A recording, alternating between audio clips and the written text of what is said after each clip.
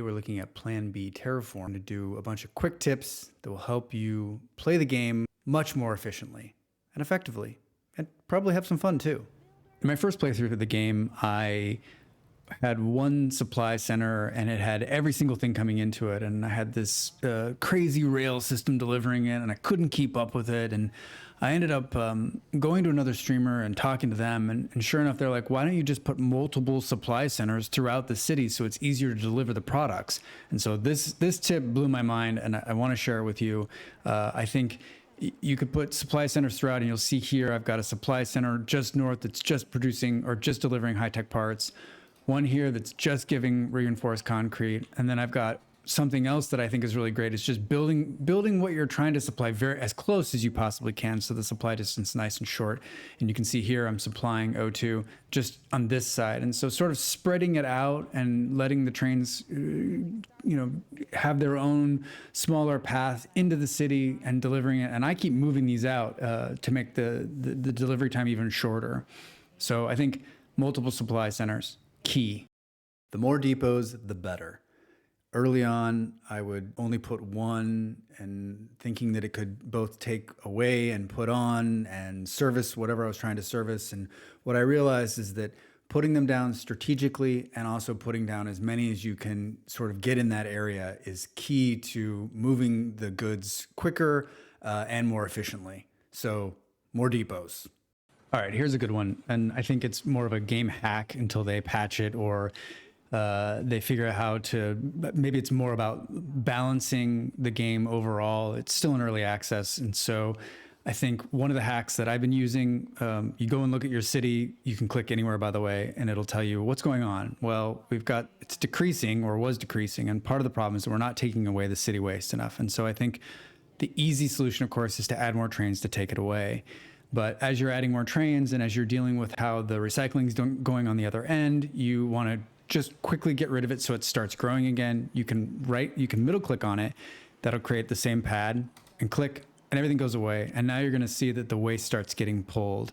And so this is an easy way to sort of alleviate supply problems, and maybe, especially when it's recycling, it's not so much of a waste.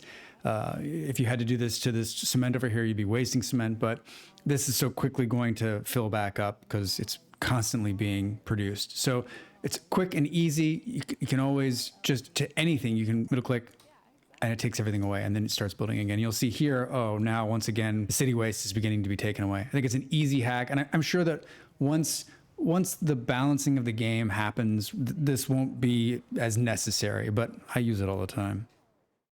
Lots of different ways to mine. I think that you can easily, put a pad in the middle and build out. But I think I've seen a lot of people do it, and I like this method, and I think it's helpful. Once you get MK2 pads, it makes it so much easier. And so what I kind of do is just, as you can see here, is I just surround it with extractors, and then I put MK2s around, and you get this nice, this nice symphony of drones taking stuff all over the place and kind of distributing it as it needs to be. And so you don't really need any trains, and then you can just keep moving things in here. As you can see that we've got some of these extractors going away, and then we can just move a pad in closer. And this can go on until it gets down to the very end, and then we go to the next one. So I just think I like this.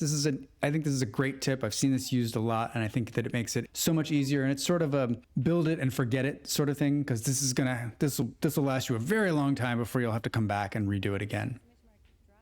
In my first playthrough, I didn't think about how I was going to lay it out, or what it would look like, or where I would build stuff and how I'd build it. I just sort of was willy-nilly throwing stuff down, which actually works in this game, surprisingly enough, because your supply is universal throughout the planet. But what makes it easier to go back and find things are these very cool landmark towers, which you get about, the third or fourth time in on the tech tree. And it's so easy to build them. They're just made of concrete, and putting them down just makes finding things so much easier, and they're very easy to do. You can see I've got them here, and I'm just sort of marking just some places where I can come back to. Hey, where am I building trains? I'm out. Here's where I'm building them. Why have they stopped producing? Those sorts of things. Atmo manufacturing. if I could speak. And then MK2 pads is another one, like stuff where you know you're going to need, you're going to run out of. We can see that we've got plenty of them right now, but I had run out of them earlier. And you can see we've got some water forming here, which is going to be problematic later. So I think I can't stress enough just how easy it is to zoom out and look and see, oh, look, high tech. So we're building some high tech parts here. That's easy to do. Concrete.